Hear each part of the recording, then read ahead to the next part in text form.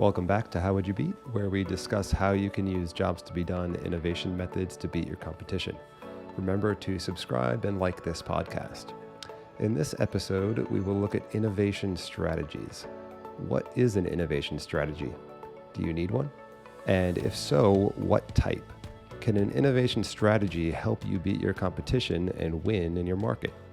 There are different types of innovation strategies that have been called things like routine innovation, disruptive innovation, radical, architectural, or platform, business model innovation, interface innovation. So what are the key innovation strategies to focus on, and what should executive teams look for in an innovation strategy? So Jay, to start off, how would you define an innovation strategy? Yeah, it's a great question. And I think the way to start looking at innovation strategy is to ask, why do you want an innovation strategy? What is the goal that you're trying to achieve with an innovation strategy? And at the end of the day, all innovation is directed at your customer in order to create equity value for your company. And that path of creating equity value is also the way that you provide value to all of your stakeholders, not just your equity investors, but the communities you work in, the employees of the company, obviously the managers and the executives, and fundamentally at the end of the day, in a way, innovation strategy might be renamed customer strategy. Because if your innovation is not focused on your customer, it's unlikely to succeed, whether it's business model or disruptive or architectural or these different types of innovation strategies. So, and I think it's a good idea to bucket innovation strategy into some different categories. So people have heard of disruptive innovation. Disruption was made famous by Clay Christensen. And that's a specific type of phenomenon in a market. So your company may or may not need a disruptive strategy. If you are under the threat of disruption, that is because famously you're starting to overserve the market, and you are ignoring the lower end of the market and companies or customers who are not even buying a product in the market. So we can talk a bit more about what disruption actually is. But most other types of innovation are really focused on your customer and accelerating your growth. So at the end of the day, you need an innovation strategy to work to tell you how much money should you invest in things that your company is going to do for your customers in order to generate more revenue and profitability. That really is, at the end of the day, at the essence of innovation strategy. Yeah, and of course, you can grow your revenue by improving your marketing and sales for your existing product. And I don't think we would call that an innovation strategy, right? How you improve your funnel metrics and your messaging and your sales operations, that's not really your innovation strategy. The innovation strategy comes into play when you need additional growth that you cannot get out of your existing product. And that might be because you already have leading share in that market for that product, and you need to get into a different market, satisfy needs differently, get more of the job done in our parlance in order to generate more growth. Or it could be your competitors are starting to deliver more value to customers than your current product does, and you have to compete or just seed the market to your competitors. And this is really where your innovation comes in, right? It's the new product development that you'll generate to drive growth through product development as opposed to optimizing marketing and sales. Yeah, that's right. Although I would say it a little bit differently, that if you're improving your marketing and sales today, that's because you had an innovation strategy. Yes. Meaning you have a current product in the market. And just to cut right to the chase, what an innovation strategy is it's figuring out which customer you're going to create value for, as we always define it, the job beneficiary. What is the job they're trying to achieve? And which unmet needs are you going to focus on? Mm-hmm. So that's the essence of a strategy, is prioritizing what you're going to focus on to deliver solutions into the market that help the customer get the job done better. So in that case, when you're optimizing your sales and marketing for your existing product today, you are doing that for an innovation strategy that isn't driving new growth, but that was how you got to the point today. So Yeah. let's say you're working at a company, it's got 100 million of revenue or 100 million P&L that you're responsible for. That 100 million of revenue is being generated by your current product today. And what that means, even if companies are not fully aware of it, it means that customers are hiring that product to get some job done. Now, that also might mean you might not know all of the needs that your product is satisfying, which is very, very common. You build a product and customers are using it for a different thing that you built it for. Right. And so I think you're right in that sense. So you can still use the techniques around innovation strategy for your sales and marketing optimization today. But then you are right. If you're going to invest in new product development, you're going to either build new features on your existing product or you're going to build an entirely new product or service, then you really do need to have a good innovation strategy that tells you what your risk level is in that market. Yeah, and I think you raise an interesting question, which is, can your existing product generate revenue without being innovative? So, for example, could you go to market satisfying the same needs and as your competitors with a relatively similar product, but do something else better? You have better marketing messaging, a better way of contacting customers, better sales channels, a bigger marketing budget. Could you do that and generate enough revenue to run a business and grow at some reasonable rate? Yes, the answer is yes. and we do see this a lot. A good example of this is in B2B SaaS software today. Companies love to market their machine learning and AI. Another story in the front pages of the New York Times on AI and how advanced it's getting. So everybody's on the AI bandwagon, which includes machine learning. So we see this a lot. Companies are touting, we have AI. Don't you want to buy our incredible AI or incredible machine learning? Of course, the problem with that is no one wants AI. No one wants machine learning. What they want is to get a job done. And AI and machine learning can be an incredible way to get that job done faster or more accurately than competitors. So if you just change your marketing from focused on AI and machine learning, you are way more likely to generate new leads that now understand that you're solving their problem. And what is that problem? The problem isn't they're not looking for AI, they're looking for a solution to the job. Then that's going to generate more leads, reduce your cost per lead, get you qualified leads, and then enable your sales force to sell more of your AI-powered whatever it is, because your sales force isn't selling AI. They're selling, we help you get the job done faster and more accurately. Yeah. So that's interesting, right? So that's a scenario where you can drive growth without necessarily an innovation strategy. You're driving growth with a marketing strategy that's better focused on customer needs. And you can... That's you right. can also imagine, you do this when you start your company, right? You go out there and you say, oh, gee, company A has a pretty good product and they're terrible at marketing it. We can create the same product, market it a lot better and generate growth and potentially beat them. And then later think about, how do we make a better product? But you have to be very convinced that the marketing is bad for company A. So, a classic example of this is Microsoft launching the Zune, which we've talked about probably a million times in this podcast, but that was an undifferentiated product, right? They went out there and they said, let's build up an MP3 player that's a lot like the iPod. It's nice because it's compatible with Windows machines, which were in a lot of customers' hands. But once the iPod made the iTunes available on Windows, that was not a differentiator anymore. And they spent a lot of money on marketing thinking that they could, gain share with that. And they famously didn't. They failed. Because Apple was good at marketing to the unmet needs that their product satisfied. And different marketing was not enough to beat them. So you have to be really clear-eyed in your strategy definition of how you're going to grow. If our product's not going to be better, our marketing has to be a whole lot better. Yeah.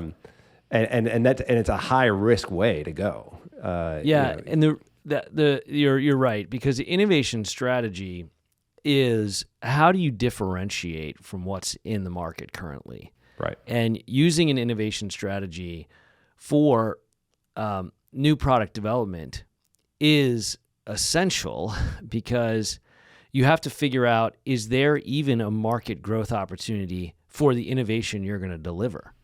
So, and what we do know as well is that all technologies and solutions are changing all the time.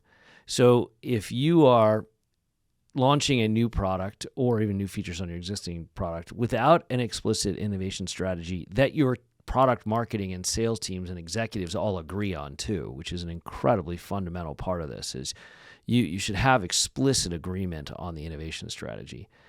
If you don't do that, then you are likely to miss what's already happening in the market with someone else who's not yet on the scene. So in the Zune example, they're launching the Zune to compete with the iPod. Meanwhile, already, because of a number of different reasons, the technology was changing, the cost to stream something over cellular networks and obviously Wi-Fi was dropping amazingly fast. Another competitor called Pandora came along and said, we're going to get this job done in a very different way, and we are going to satisfy unmet needs in the job of creating a mood with music in that example. And so not only was it going to be unsuccessful for Microsoft to launch this undifferentiated product that I think they ended up spending $1 billion on, I mean, an enormous amount of money. And not only was it undifferentiated, but they're missing the fact that even the iPod is going away, Right. because there's a new platform emerging. And that's where innovation strategies can be incredibly important if you're looking at a new platform. If you're saying, is this the time to keep going with our existing platform? And the other examples we use all the time, of course, are like Kodak and BlackBerry, right? You know, Kodak at some point needed to recognize that they were not going to be selling film anymore. They needed a new platform. And this is true even of CRM software, right? Siebel needed to recognize, hey, we should move to a SaaS platform, because in that case, the innovation strategy was initially around consumption jobs. Right. So the jobs of interfacing with an application, installing the application, learning to use it, maintaining it, that all went away with SaaS applications. That's a great innovation strategy. If the consumption jobs are so hard to get done, and in that case, installing CRM software could take years and literally tens of millions of dollars of Right. IT consultants trying to set it all up correctly. So that's crucial to think about going forward. Is, do you have an explicit strategy? And the key, no matter what you're doing, whether it's routine disruptive, radical, architectural, platform, business model, interface innovation, if your innovation strategy should be from the customer back to the company. In other words, the value you're going to create at the end of the day is for the customer. That is what all innovation is about. And if you don't have an explicit definition of that, it's a problem. Yeah, and I think that one of the sort of pitfalls there is you equate new technology with innovation. So you say, well, our product has this new technology in it, so it must inherently be better. And it's an innovation because we incorporated AI, because we used the blockchain, because of whatever, name your new technology. But I think the trick of having a solid risk mitigated innovation strategy is that it's not just a new technology. It's what are you going to do with it? What problems are you going to solve for customers? So if you're just going out there, if you have an innovation lab, say, and they're just tinkering with new technologies, their mission is to explore all the core technologies that are out there, and they don't have a sense of what problems they should be trying to solve, there's not going to be much strategy there. There's going to be a lot of throwing technological spaghetti at the wall and seeing if it sticks, and that's could be very expensive to try to generate growth out of. So I think that's an important thing, is that just a new technology does not make innovation. You have to clearly understand who you're building for and what is the problem you're trying to solve for them. What is the unmet need in the job? Yeah, and I can give an example of where the technology actually went backward. So trying to use technology to innovate actually got the job done worse.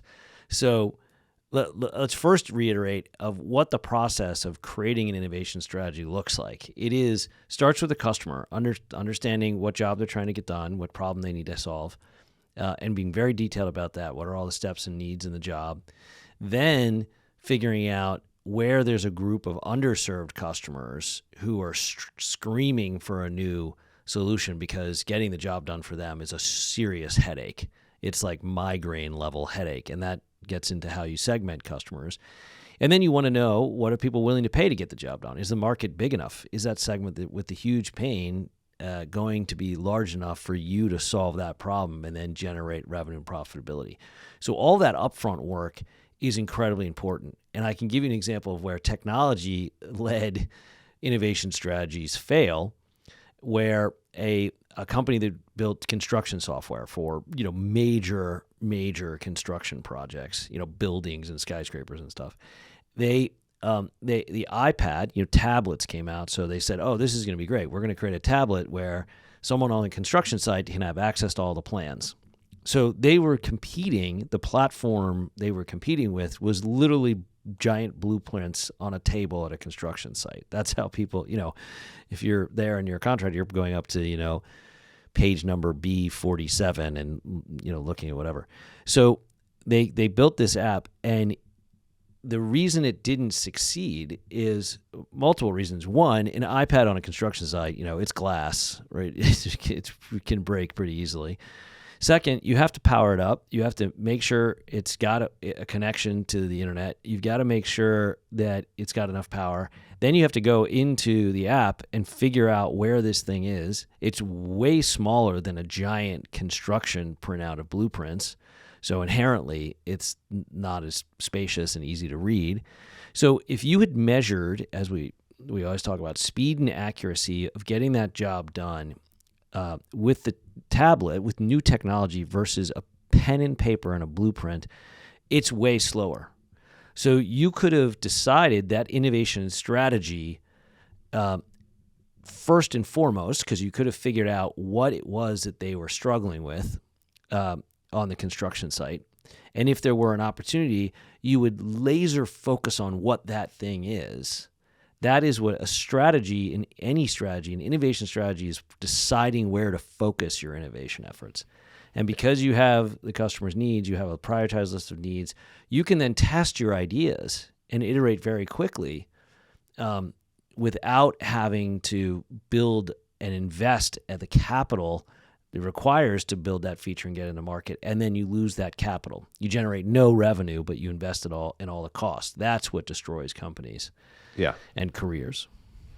Yeah, and I think that we've gone through a period of major technological revolutions. We've had the internet, and then you've had mobile devices. Now we're entering a period of maybe it's AI, maybe it's blockchain, maybe it's VR, AR, and the move for a while, the growth move has been, well, digitize, put it on the internet, and it's probably going to be a lot better for customers. Put it on a mobile device, and it's probably going to be a lot better for customers. And it creates almost complacency because we can overlook the specific unmet needs that the internet is helping you satisfy by doing that. But now everything is on the internet. And a lot of things are on mobile devices already, so you can't just do that. You have to think through, what am I applying the technology to? What problem am I trying to solve? And think through, what is the baseline of how people are trying to solve that problem today? And is this development that we're going to make better? Is it faster and more accurate than what that baseline is? Because without that work now, it's very hard to be competitors because everybody's already made that platform change. And AI is so broad that if you don't put the work in to understand the specific problems you're going to solve with AI, just like plopping an AI from tool set from Azure or Google Cloud Platform doesn't automatically make your application better. You have to know exactly what you're going to do with it and how you're going to use it and what the problem is you're going to try to solve with it. Yeah, and that's why I think it's key that innovation strategy is defined as essentially what are you going to do for your customer? Hmm. It's not how you're going to do it. It's what and why are they going to value it? And that is the key to strategy. Because strategy, the name strategy even comes from, obviously competition and warfare. um, and so it means inherently, how are you different? How are you going to win? A strategy in a chess game isn't how are you going to play, it's how are you going to win. So it's so crucial to use your customer as the guiding light to create an innovation strategy. It is who is the customer? How are you defining the job beneficiary and jobs, terminology, and what is it that they need to do independent of any product or service? That's the job that they need to get done, the goal that they need to achieve. And then in achieving that goal, which parts are you going to focus on? Yeah. And, you can also decide using the customer's job and your innovation strategy, is it time for a new platform? Or should we keep building on the existing platforms? So, good example of this, we already mentioned Zune, obviously, but Kodak, film, at some point they need to recognize they weren't in the film market. They were in the share memories market, and the internet was emerging as a way for people to share memories. If you think about it, really, Kodak missed the opportunity to become Facebook, right? Yeah. So Kodak at its max was worth $30 billion. Facebook, I think, has approached a $500 billion valuation. So that's an enormous market opportunity missed because they had the wrong innovation strategy. They kept trying to make film better when they should have been focused on the job of sharing memories. Yeah, it's an interesting example, and it makes me think about innovation labs and research labs where they're researching core technologies. I think part of this Kodak story, and this should be verified if you're listening to me talk right now, is that they knew about digital photography, and they had developed products that could do it, but they didn't apply it to the market in the right way. They didn't bring it to market in a successful fashion. And if you think about Xerox PARC with all the resources they allocated to developing new technologies, and then Steve Jobs famously goes to Xerox PARC and sees somebody using a graphical user interface with a mouse and takes that and applies it to the Mac, and suddenly Apple is the most valuable company in the world. Not suddenly, over the course of a long period of time, but today they are. And so it raises the question of what does a successful innovation lab look like? Should companies even have them at all, or should innovation be part of the core product culture? And what do unsuccessful innovation labs look like? Why do some innovation labs fail? Yeah, so that's a great question, and it all comes down to did they have the right innovation strategy? So that's why this discussion is so important.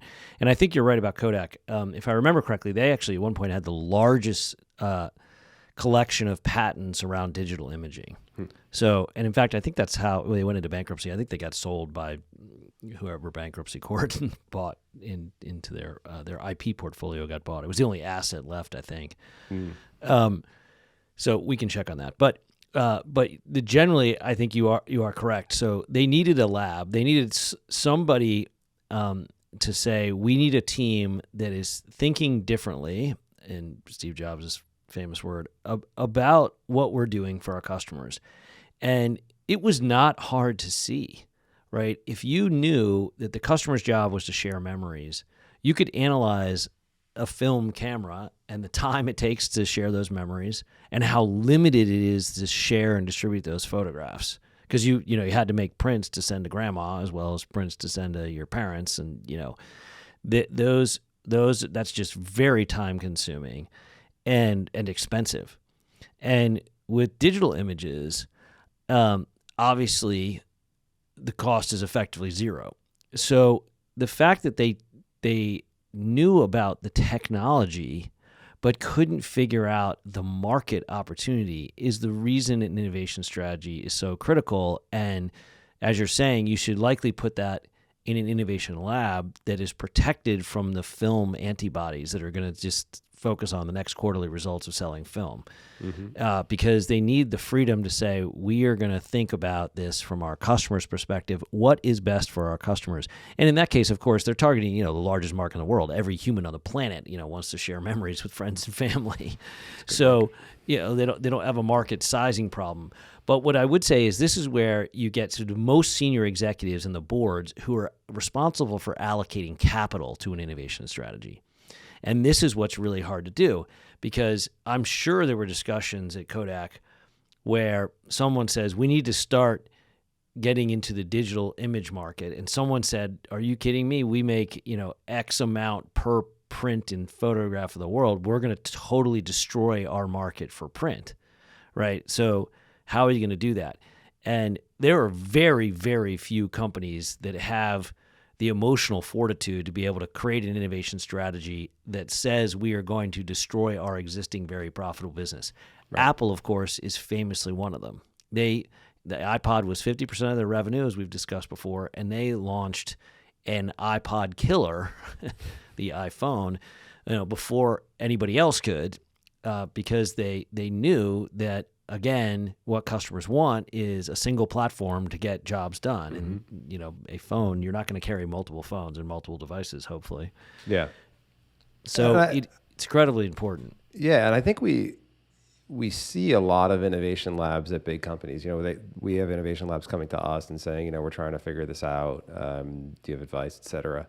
And so it's almost like the message has been received that you need to take a group of people and quarter them off in some way and make sure they're not held back by the traditional processes of the business and how that business generates profit.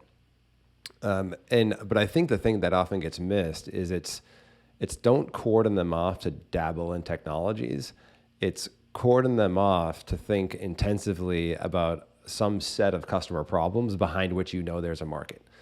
And then that will cause them to explore technologies and different products and different ways of satisfying the needs than the company traditionally does. But without that focus of what needs should they be targeting, then you can end up in a situation very easily with a lot of understanding of new technologies and even development of new technologies without an application, without a way to say, here's how we're going to bring this to market, and without a way of generating revenue out of that investment. Yeah, and I think that's exactly right, because innovation labs, companies start them and use them to essentially try and de-risk their innovation efforts. And another word for an innovation lab is a venture portfolio. Right. So you either have an innovation lab inside in your corporate world because you're going to make a lot of small bets on things that maybe one of them is a very big success. If you're in the venture world, you've got a portfolio investments, the vast majority, you're probably not going to even return the capital you invest, and a bunch are going to lose all their money. So you're mitigating risk across this portfolio. But as you were saying, the critical risk mitigation, if you're in an innovation lab, on your way to developing an innovation strategy, isn't building new technology. That is a way to test out if it's going to work, which means that you can build something and throw it out in the market and see if people adopt it. And if it's growing like the next Twitter or Facebook, okay, great, really successful. But that almost never happens. People are kind of looking for that. It's exactly, a casino is a better metaphor than an investment, because an investment has a series of risk mitigation steps that you can take before you actually build the technology or build the product or the feature to say, okay, we've de-risked this to the point that customers are going to buy this, so let's now build it. Right. And I think that's really the key to innovation strategies, are risk mitigation. We say this multiple times, but you should not think of yourself as a swashbuckling risk taker. Taking risk is incredibly stupid. You want to be a risk mitigator. It's an unfortunate part of our culture that everybody's like, entrepreneurs are such big risk takers. The best ones are risk mitigators. So we should have this, we can change that meme, right. Hopefully. Right. Yeah. And I think that one of the interesting things about innovation labs is, you as you said, you identify that customers might buy this, but it's a real important question of which customers might buy this, and are they your existing customers, or are they a new segment that you don't currently serve, and you have to serve them with a different pricing model, a different go-to-market strategy. Maybe it's not a sales team, or maybe it's a sales team that's incentivized in a different way. And what I've seen in Innovation Labs is that the program for getting absorbed back into the company is set ahead of time. So it's kind of like, oh, you identify a customer problem, you come up with an idea, and then you test that idea with an MVP, and then the next thing that will happen is we absorb that back into the mothership. But that, you can't decide that until you know what your strategy is. It could be that it should never get absorbed into the mothership, and you should hire a separate marketing and sales team to target a different customer in a different way with a completely different P&L, because the business is going to operate differently. And if you try to get your existing marketing and sales team to sell it, it's not interesting to them, because they'll get better comp from selling the existing products at a different price point. This is especially true for a disruptive strategy when you're trying to go into a low-cost market that you don't currently play in.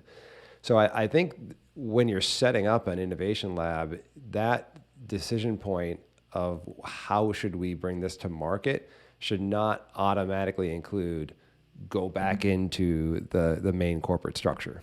Yeah, absolutely. And there's some good examples of that where companies had to change because the market moved to the job beneficiary. So this is why we say the innovation strategy has to be focused on the right customer and the job beneficiary. So Nest is a great example. The thermostat market, we've talked about this before, was entirely HVAC contractors selling to homeowners. Now, the job there, the problem you're trying to solve as a homeowner, is to achieve comfort in your home. That's why the market exists, because the job beneficiary is a homeowner, and the job is to achieve comfort. The market does not exist because HVAC contractors are selling thermostats. That's a bad way to look at the market. And yet, that's how the entire industry was mostly functioning, because you had a problem with your HVAC, or you got a new unit installed, and they would attach a horrible, ugly, hard-to-use thermostat to your house. So no one went out and bought a thermostat. Nest changed all of that because they focused on the job beneficiary. Again, an innovation strategy is focusing on the job beneficiary, in this case, homeowners. An innovation strategy decides what job you're going to focus on. They were focused on achieving comfort in your home. And you need to focus on customer needs, unmet customer needs, as part of your innovation strategy. Those three things, the job beneficiary, the customer, the job, and the unmet needs, that's critical. And Nest clearly found a segment of customers who had unmet needs with their thermostat, because everybody hated their thermostat. And most importantly, the most amazing thing about that story is you could tell that market was big in advance, because if you size that market based on the thermostat, the people paying $30 for a thermostat, it was not a very big market. It was probably $600 million a year or something. But Nest charged $250 per thermostat, almost 10 times the average price of a thermostat. So how could they do that? Well, because they were focused on the job of the job beneficiary, and they changed the market. So everybody had to change their business model to play catch up to Nest, because now it was a consumer electronics market, not a market with a channel through HVAC contractors. Right. And that you can play that out in every market. Everything will move to the job beneficiary, because that's why the market exists. Yeah, I think that's a great example to end on, where you understand the job beneficiary, you understand the true willingness to pay. Not all innovation is a disruptive innovation. That disrupted HVAC contractors, but they did it at a higher price point, which is not a classic way to have a disruptive innovation. It's not low cost. It's not going after the low cost market. So I think it's a great example to end on. So, go figure out your customers, I definitely figure out agree. your unmet needs. Yeah, innovation strategy, very simple. Who's your customer? What jobs they need to get done? What unmet needs are you going to focus on? That's the way to build a successful innovation strategy. So thanks for listening. Remember to subscribe and like this podcast. And if you want to learn more about Jobs to be Done innovation methods and how we look at innovation strategies, contact us at thrv.com.